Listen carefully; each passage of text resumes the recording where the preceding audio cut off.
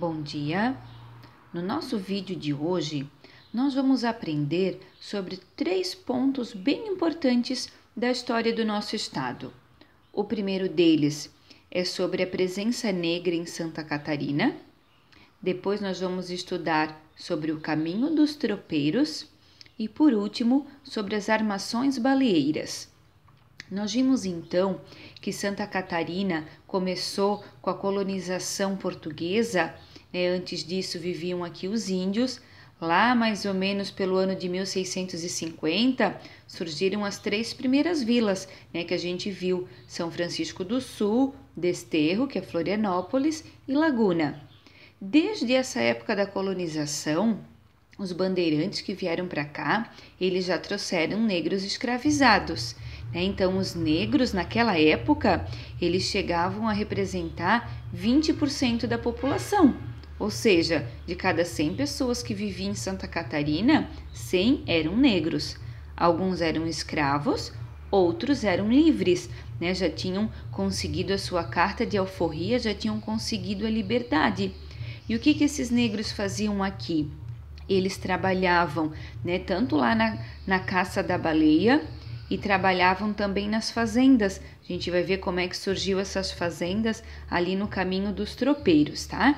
Daí aqui, na página 55, vocês vão ver que também ainda fala sobre a presença dos negros em Santa Catarina.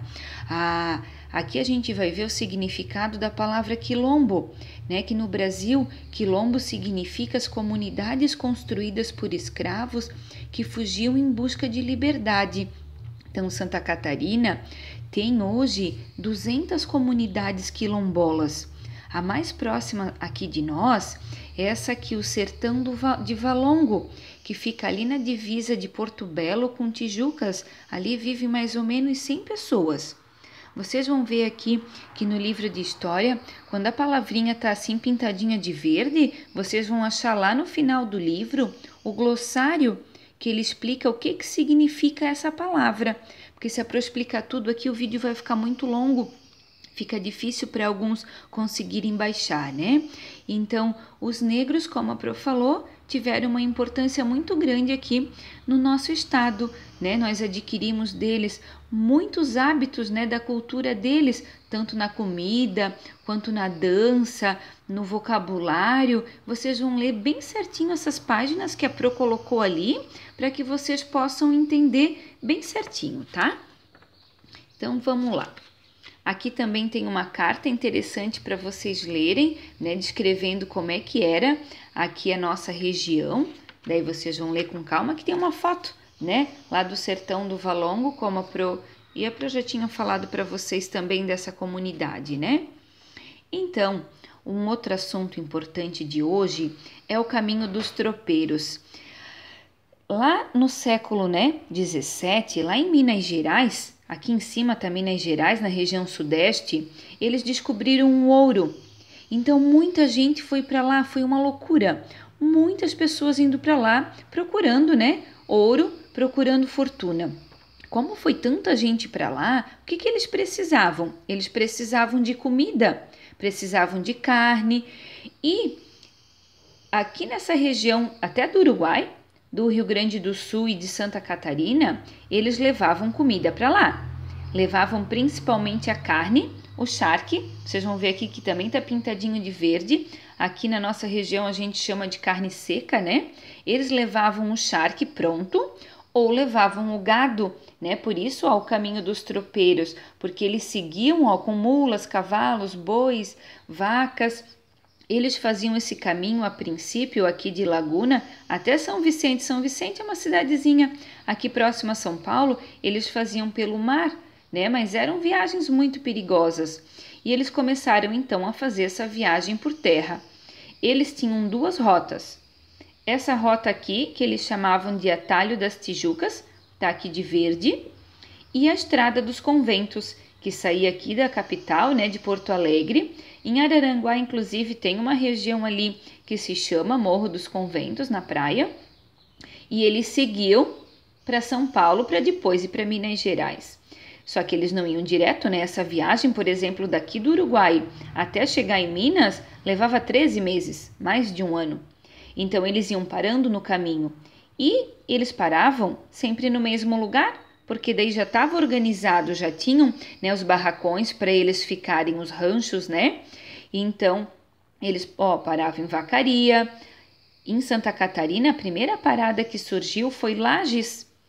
Então depois eles começaram a perceber que eles podiam criar o gado ali, não precisava vir o gado do Rio Grande do Sul. E com isso foram surgindo muitas fazendas, em Lages, inclusive até hoje, né? Tem muitas fazendas lá.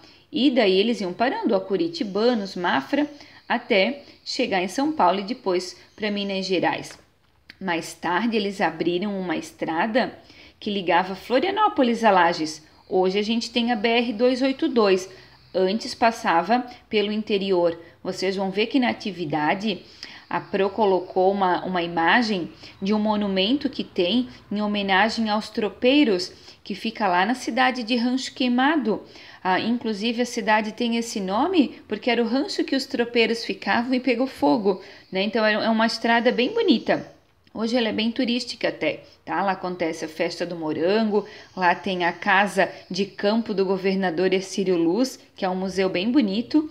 Então é um passeio muito agradável para fazer com a família. E por último, o nosso assunto, nós vamos lá, deixa eu abrir, para a página 57. Na página 57 tem um texto aqui falando um pouquinho sobre o Museu do Mar, né? Então é um museu que tem muitas embarcações, né? A nossa escola já foi muitas vezes lá visitar, e lá tem uma parte que fala bastante sobre as armações baleeiras, mas vai explicar melhor aqui na página 67. Aqui na página 67 vai explicar a primeira armação baleeira de Santa Catarina. Ela foi no município que hoje a gente chama de Governador Celso Ramos. Na época era chamada de Piedade. A armação de Piedade foi a maior, né, de Santa Catarina. O que eles faziam nessas armações? Eles pescavam a baleia franca, que é a baleia que vem aqui para nossa região. Ela vem para cá para ter os seus filhotes. Então eles se aproveitavam de uma época que ela estava preocupada em dar à luz. Então ela era muito dócil, por isso muito fácil de atacar, né? Então, os portugueses, os escravos que também trabalhavam junto com eles nessa caça da baleia, eles pegavam a baleia e o óleo era derretido. Ele era usado para fazer argamassa para construção, não tinha o cimento como a gente tem hoje, né? E eles usavam também na iluminação pública. Depois foram surgindo outras armações, né?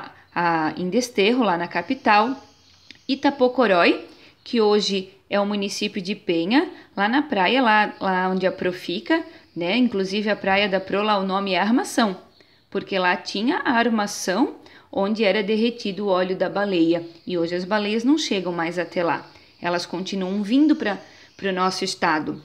Elas vêm de junho a novembro, elas vêm para cá para ter os seus filhotes. Cada ano tem mais. A gente vai ver aqui na página 68 que a última baleia que foi pescada em Santa Catarina foi no ano 1973.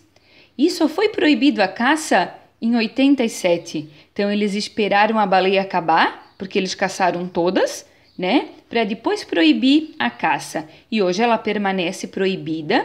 E as baleias aos poucos estão voltando. Hoje chega a vir 200 baleias, né, para dar à luz aqui na época de junho a novembro. Elas vêm procurar águas mais quentes para dar à luz. Aqui também, ainda lá do Museu do Mar, inclusive quando a gente passa nessa parte aqui no museu, faz o barulho da baleia. Tá? Então, assim, é bastante assunto, não tinha como para eu fazer um vídeo tão longo assim. A Pro vai pedir para vocês lerem com bastante atenção, porque é um assunto bem agradável. Quem quiser pesquisar também aqui em Imbituba, tem ainda eles não derrubaram uma armação que tinha lá e virou um museu. É um museu bem legal, que mostra certinho como o óleo da baleia era derretido. Quem quiser pesquisar algumas fotos, é bem interessante, tá bom? Um abraço!